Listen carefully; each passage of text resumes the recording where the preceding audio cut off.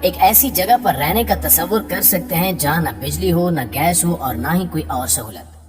اب آپ سوچ رہے ہوں گے کہ بھلا آج اتنی ٹیکنالوجی کے دور میں بھی کوئی ایسی جگہ اور علاقہ ہے جہاں ابھی بھی لوگ ان سہولتوں کے بغیر رہ رہے ہوں؟ تو سن لیں کہ جی ہاں، آج 21ویں صدی میں بھی دنیا میں ایک ایسی جگہ موجود ہے جہاں لوگ آج بھی ایسے رہتے ہیں جہاں ہزاروں سال پہلے رہتے تھے، یعنی کہ پتھر کے دور میں۔ آج کی ویڈیو میں ہم آپ کو دنیا کا ایک ایسا کونا دکھانے جا رہے ہیں جہاں ایسے خوفناک اور درندے لوگ بستے ہیں جو دوسرے لوگوں کو دیکھ کر زندہ چبانے کی پوری کوشش کرتے ہیں۔ اس عجیب و غریب جزیرے کا نام نارتھ سینٹرل آئی لینڈ ہے، جس کے بارے میں کہا جاتا ہے کہ یہ دنیا کا آخری آباد علاقہ ہے جس کا باقی دنیا سے کوئی رابطہ نہیں ہے۔ یہ جزیرہ بھارت کی سمندری حدود کے اندر بحر بنگال میں انڈیمان اور نیکوبار میں واقع ہے، اور یہ جزائر تاج برطانیہ کے پاس تھے جو تقسیم ہند کے وقت بھارت کو منتقل ہو گئے۔ انڈیمان جزائر کی وجہ شہرت کالا پانی کی قید ہے، کیونکہ پورے برصغیر سے انگریز حکومت اپنے مخالفین کو یہاں قید رکھتی تھی۔ انڈیمان کے مغرب میں 32 کلومیٹر کے فاصلے پر 5 جزیرے ہیں جو سینٹیننٹل کے نام سے جانے جاتے ہیں۔ تاریخ میں انڈیمان کے یہ تمام جزائر ایک تامل بادشاہ راجندرہ کے زیر سلطنت رہے، لیکن اس کے بعد یہاں کا کنٹرول انگریزوں نے سنبھال لیا۔ بعض اندازوں کے مطابق یہاں رہنے والوں کے گھر گھنے جنگلوں میں گھاس پھوس سے بنے ہوئے ہیں، جن کے سامنے کوئی دیوار یا برآمدہ نہیں ہے۔ ان کی خوراک پھل، سبزیاں، شہد، جنگلی سور، کچھوے اور مچھلیاں ہیں۔ یہ قوم دنیا کی انوکھی اور اکیلی ترین قوم کا درجہ رکھتی ہے، جن کا باہر کی دنیا سے کوئی رابطہ نہیں ہے، لہٰذا اسے دنیا کے خود مختار جزیروں میں شمار کیا جاتا ہے۔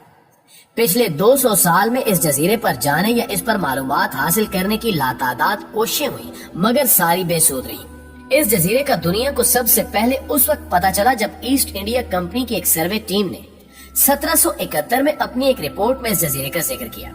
وہ اس کے پاس سے گزرے اور رکے بغیر آگے نکل گئے، اور پھر انہوں نے اسے افسانوی جزیرہ قرار دیا تھا۔ 1867 میں جب انڈیمان سے کچھ لوگ فرار ہو گئے تو انڈیمان کا انگریز افسر مقامی لوگوں کی مدد سے ان کی تلاش میں نارتھ سینٹیننٹل جزیرے کی طرف جا نکلا۔ ابھی وہ ساحل سے کچھ دور ہی تھے کہ لمبے بالوں والے ننگ دھڑنگ قبائلیوں نے تیر اور نیزے سے ان کی کشتی پر حملہ کر دیا، اور یہ قریب جائے بغیر واپس آ گئے۔ یہاں کے لوگ اپنے جزیرے میں آنے والے لوگوں پر تیروں سے وار کرتے ہیں، اور یہ حملہ اس قدر سنگین ہوتا ہے کہ یہاں کے رہائشی تیروں سے حملہ کر کے لوگوں کو ہلاک کر دیتے ہیں۔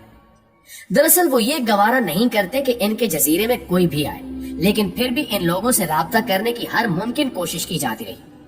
جیسا کہ 1867 میں اس جزیرے پر پیش آنے والے واقعے کے بعد 1880 میں ایک برطانوی نیوی افسر نے پہلی بار اس جزیرے پر جانے اور یہاں کے لوگوں سے ملنے کا ارادہ کیا جو ان پر ایک ریسرچ کرنا چاہتا تھا۔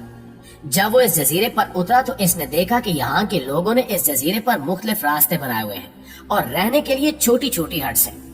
کچھ دیر بعد اسے یہیں ایک بوڑھا آدمی اور ایک بوڑھی عورت نظر آئے جن کے ساتھ 4 بچے بھی تھے۔ پورٹ مین نے یہاں ایک سنگین غلطی کی، اور وہ یہ تھی کہ وہ ان اچھے لوگوں کو اغوا کر کے اس جزیرے سے لے گیا۔ یہ لوگ اور ان کے آباء و اجداد 60,000 سال سے اس جزیرے سے باہر نہیں نکلے تھے، لہٰذا ان کا جسم آج کل کے معمولی جراثیم سے بھی نہیں لڑ سکتا تھا۔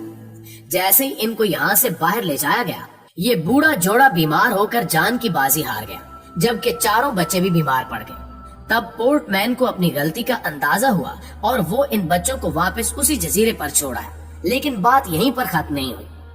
یہ بات یقینی ہے کہ یہ بچے جب واپس اس جزیرے پر گئے ہوں گے تو یہ اپنے ساتھ جراثیم بھی لے کر گئے ہوں گے، جنہوں نے اس جزیرے کے دیگر لوگوں کو بھی بیمار کیا ہوگا۔ اس سے کتنی اموات ہوئی ہوں گی یہ تو کسی کو نہیں معلوم، لیکن اس واقعے کے بعد جتنی بار بھی ان لوگوں سے رابطے کرنے کی کوشش کی گئی، ان لوگوں کی طرف سے سخت ری ایکشن دیکھنے میں آیا۔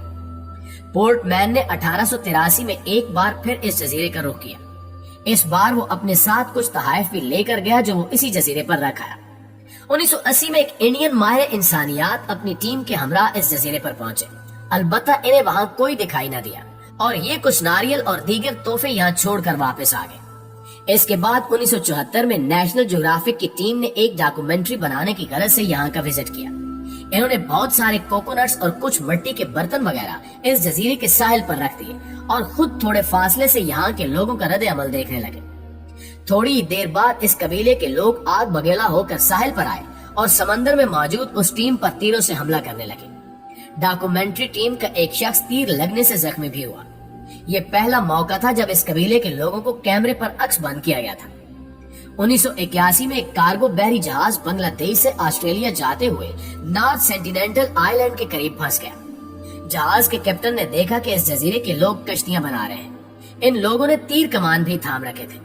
کیپٹن کو شک پڑا کہ یہ ان کشتیوں میں سوار ہو کر اس کے جہاز پر موجود لوگوں پر حملہ کرنے آئیں گے، لہٰذا اس نے فوراً حکام کو آگاہ کیا اور ایک ہیلی کاپٹر نے ان کو ریسکیو کیا، لیکن لکڑی اور لوہے کے بنا یہ بحری جہاز وہیں جزیرے کے قریب رہ گیا۔